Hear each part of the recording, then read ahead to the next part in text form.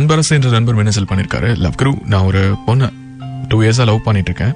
அவங்களோட பேரு ரித்திகா அண்ட் அவங்க என்னை விட 2 வயது மூத்தவங்க. இந்த காதலை எப்படி என்னோட வீட்டில் சொல்லி கன்வின்ஸ் பண்ண போறேன்னு எனக்கு தெரியல.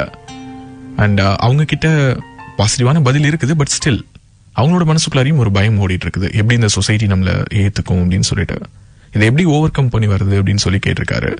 இந்த மாதிரி நான் நிறைய மின்னஞ்சல்களை ஏற்கனவே நம்முடைய ஜேர்னில பதிவு பண்ணியிருக்கேன். எப்போதுமே நம்ம என்ன பண்ணுவோம் அப்படின்னா, இந்த மாதிரியான லவ்ல கமிட் ஆனதுக்கு பிறகு அஃப்கோர்ஸ் டேட் ஆஃப் பர்த், உங்களுடைய ப்ரூஃப் கொடுங்க, பர்த் சர்டிஃபிகேட்டை காட்டுங்கன்னு சொல்லி கேட்டெல்லாம் கன்ஃபார்ம் பண்ணிக்கிட்டு லவ் பண்ண முடியாதுனாலும் ஸ்டில் இந்த மாதிரியான ஒரு சின்ன கன்ஃபியூஷன்லாம் வரும்போது நமக்கு டக்குன்னு சொல்லக்கூடிய எக்ஸாம்பிள்ஸ் என்னவா இருக்கும்னு பார்த்தீங்கன்னா, செலிபிரிட்டிஸ்ல தான் எடுப்போம்.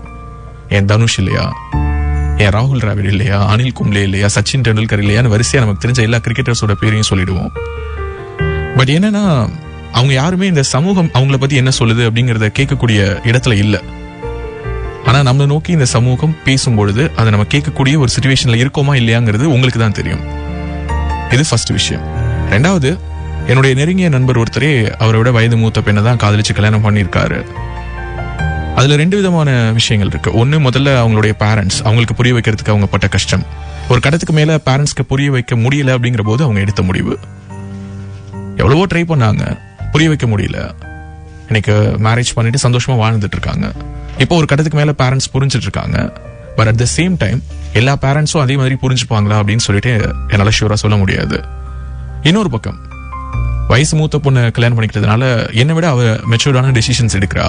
அது வயசுனால வரது இல்லைனாலும் ஸ்டில் ஒரு மதர்லி அஃபெக்ஷன் அவகிட்ட என்னால ஃபீல் பண்ண முடியுதுன்னு அந்த நண்பன் சொன்ன வார்த்தைகளையும் கேட்டிருக்கேன்.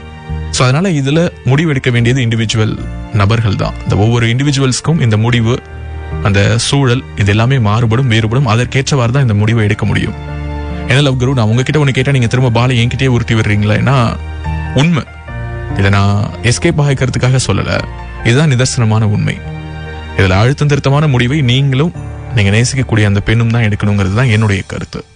உங்களுடைய மின்னஞ்சலுக்கு ரொம்ப நன்றி. Stay tuned. FM கேட்டுட்டு இருக்கீங்க, FM ரேடியோ சிட்டி.